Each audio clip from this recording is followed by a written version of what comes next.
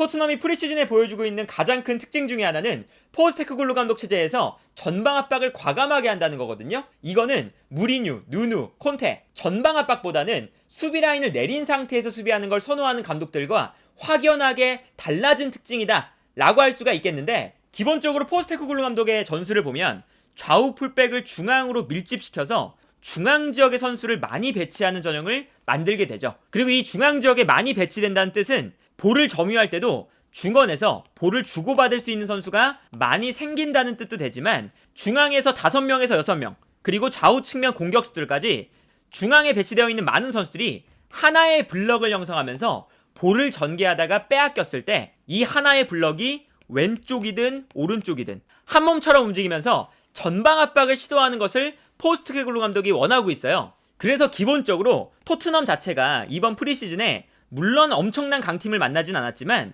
수비 라인이 매우 높게 형성되어 있죠. 그리고 높은 수비 라인에 더해서 중앙 지역에서 5명 혹은 6명의 선수가 배치되다 보니까 이 선수들이 상대팀이 볼을 받은 지역으로 한꺼번에 움직이는 모습을 볼 수가 있거든요. 그래서 예를 들면 상대팀이 왼쪽 측면에서 볼을 소유하고 있을 때 손흥민은 어차피 측면에 위치하다 보니까 상대 선수를 곧바로 압박을 하기 시작하고요. 이때 중앙 지역에 모여있던 선수들이 한꺼번에 한쪽 측면으로 쏠리게 됩니다.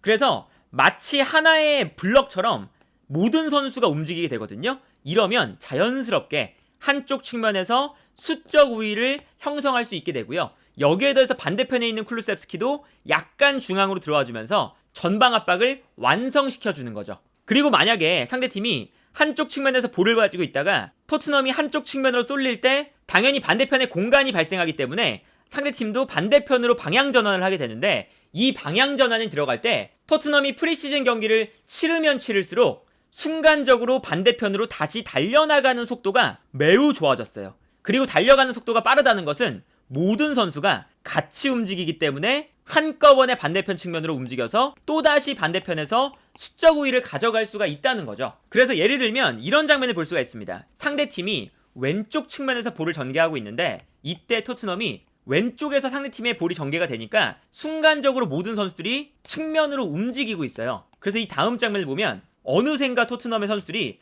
한쪽 측면으로 모여들면서 상대팀이 볼을 전개하는 지역에서 선수 숫자가 엄청나게 많아져 있는 걸 확인할 수가 있죠. 그리고 여기서 상대팀 선수보다 토트넘의 선수 숫자가 많으면 볼을 빼앗을 수 있는 가능성도 늘어나게 되는 거잖아요. 그래서 이 다음 장면을 보면요, 볼을 빼앗는 순간 토트넘의 위치를 보면 한쪽 측면에서 완벽하게 토트넘 선수들이 모여들었다는 것을 확인할 수가 있고요. 후방에서도 올라오고 반대편 측면에 있었던 손흥민도 중앙으로 들어오면서 이 공간이 상대방의 진영임에도 불구하고 토트넘의 선수 숫자가 훨씬 더 많다는 것을 눈으로 확인을 할 수가 있죠. 이 장면도 보시면요, 이번에는 반대편 측면에서 상대팀이 볼을 전개하고 있거든요. 이때 손흥민이 당연히 왼쪽 측면에 있으니까 압박을 하기 시작해요. 그리고 손흥민이 압박을 시작하면서부터 주변에 있었던 선수들이 모두 손흥민이 있는 왼쪽 지역으로 모여들기 시작합니다. 그래서 이 다음 장면을 보면요, 완벽하게 토트넘의 선수 블럭이 순간적으로 왼쪽으로 모여들고 있는 걸 볼 수가 있고요. 결국에는 상대팀이 볼을 가지고 있을 때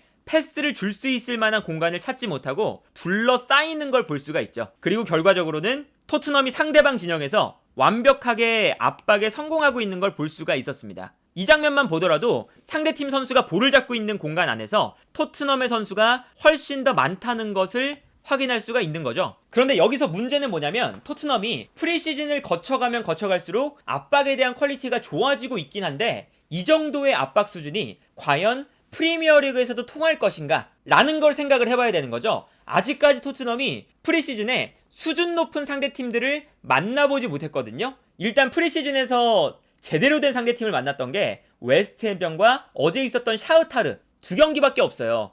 레스터 시티전은 취소가 됐고, 그리고 라이언 시티전은 사실 요 경기가 로마와의 경기였는데 그 경기가 취소되고 라이언 시티와 붙다 보니까 제대로 된 평가전이 되지를 못했었죠. 그리고 프리시즌의 상대팀들이 그렇게 뛰어나지 않았음에도 불구하고 어쨌든 토트넘이 수비 뒷공간에 대한 문제점을 계속해서 보여줬다는 건 프리미어리그가 개막했을 때 토트넘의 수비 뒷공간에 대한 문제가 발생할 수도 있겠다 라는 생각이 들거든요. 그래서 전체적으로는 크게 두 가지의 문제점이 있는데, 첫 번째는 아까 말씀드렸던 것처럼 토트넘이 중앙 지역의 선수를 몰아넣고 한쪽 측면에서 상대팀이 볼을 잡을 때 순간적으로 모든 선수들이 한쪽 측면으로 움직인다고 말씀을 드렸잖아요. 그래서 모여드는 건 좋아요. 그런데 모여들었을 때 이 속도가 90분 내내 유지가 될 수 있을까? 라는 게 있고요. 그러다 보면 당연히 상대팀 입장에서는 90분 동안 한쪽 측면으로 뛰어들어오는 이러한 움직임이 유지가 되지 못한다면 당연하게도 상대팀들은 반대편으로 패스를 넘겨줄 수 있는 여유가 생기게 됩니다. 그래서 전방 압박을 할 때 반대편 공간, 이게 첫 번째 문제고요. 두 번째는 당연하게도 전방 압박을 위해서 최종 수비 라인도 엄청나게 올라와 있죠. 그래서 상대팀 공격수가 토트넘의 수비 뒷공간으로 뛰어들어가고 뛰어들어가는 선수에게 한 번의 패스가 들어가면서 토트넘의 수비 뒷공간이 무너지는 장면이 많이 나왔었거든요. 그래서 예를 들면 이런 장면들이 프리시즌에도 많이 나왔었죠. 이 장면을 보시면 토트넘이 전방 압박을 위해서 좁은 간격을 형성하고 있고 앞쪽으로 올라와서 전방 압박을 과감하게 시도하고 있습니다. 그러니까 상대팀 골키퍼가 토트넘의 전방 압박 때문에 계속 볼을 뺏기니까 한 번에 전방으로 볼을 길게 걷어내거든요. 그런데 길게 걷어낸 볼이 토트넘의 수비 라인이 기본적으로 매우 높게 끌어올려져 있으니까 한 번에 뒷공간으로 들어가면서 뛰어들어가는 공격수에게 완벽하게 전달이 됩니다. 물론 이 장면이 오프사이드로 선언됐지만 토트넘의 수비 라인이 무너질 뻔한 장면이 나왔었죠. 이 장면도 보시면 토트넘의 수비 라인이 꽤나 올라와서 전방 압박을 하고 있을 때 이때 상대팀의 최후방 수비수가 뛰어들어가는 공격수를 바라보고 한 번에 찔러주거든요. 그런데 이 패스가 토트넘의 수비 라인이 올라와 있다 보니까 한 번에 통하면서 뛰어들어가는 공격수에게 완벽하게 연결이 돼요. 그래서 토트넘의 수비 라인이 무너지면서 1대1 찬스를 허용하고 있는 걸 볼 수가 있었죠. 그리고 이 장면도 마찬가지입니다. 상대팀이 왼쪽 측면에서 볼을 소유하고 있을 때 토트넘이 한쪽 측면으로 쏠려 있는 상황이었거든요. 그런데 아무래도 토트넘의 선수들이 한쪽 측면에 쏠려 있다 보니까 반대편에 공간이 발생하면서 상대팀이 반대편으로 방향 전환을 합니다. 그런데 방향 전환을 했을 때 반대편의 선수가 부족하기 때문에 한 번에 토트넘이 공간을 허용하면서 상대팀이 넓은 공간을 활용해서 편하게 공격을 전개하고 있는 걸 볼 수가 있죠. 그리고 이 장면에서는 기본적으로 수비 라인도 높기 때문에 수비 라인이 높게 올라와 있을 때 뛰어들어가는 공격수에게 한 번만 패스가 제대로 들어가면 바로 토트넘의 수비 라인 뒷공간이 무너지는 거였거든요. 그리고 이러한 패턴으로 사실 실점도 했었습니다. 프리시즌 첫 번째 경기였던 웨스트햄전을 보면 웨스트햄의 중앙 미드필더가 볼을 받았을 때 토트넘의 수비 라인이 전방 압박을 위해서 라인을 높게 끌어올린 상태인데 이때 최전방 공격수가 뛰어들어가고 뛰어들어가는 공격수에게 패스 한 번이 제대로 들어가면 너무나 쉽게 수비 뒷공간이 무너지는 걸 볼 수가 있고요. 여기서 완벽한 1대1 찬스를 잡으면서 웨스트햄이 득점을 기록하는 장면을 볼 수가 있었습니다. 그런데 문제는 뭐냐면 라이언시티처럼 약한 팀하고 할 때도 똑같다는 거예요. 토트넘의 선수들이 한쪽 측면에서 강하게 압박을 하고 있고 수비 라인도 높게 올라와 있거든요.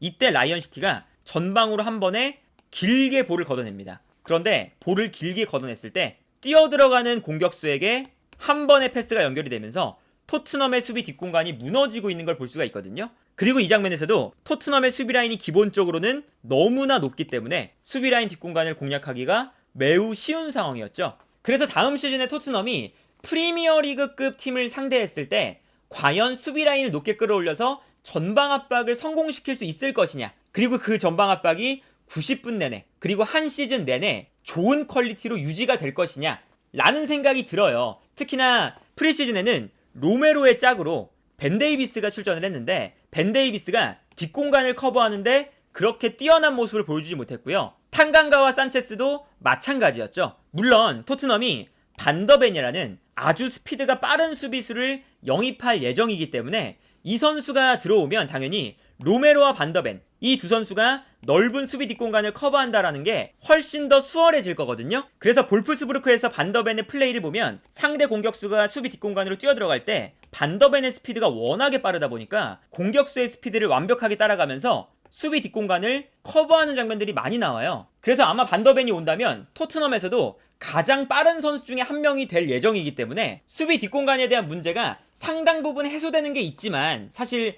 시즌 내내 로메로와 반더벤 두 명의 센터백으로만 운영을 할 수가 없잖아요. 부상이 생기거나 그러면 필연적으로 벤 데이비스나 탕강가나 산체스나 이런 선수들이 나오게 될 텐데 과연 이러한 높은 라인의 전방 압박이 그때도 괜찮을까라는 우려도 들고, 그리고 아직까지는 비카리오가 넓은 수비 뒷공간을 자신의 앞에 두었을 때 뛰쳐나오는 플레이가 그렇게 인상적이지 않거든요.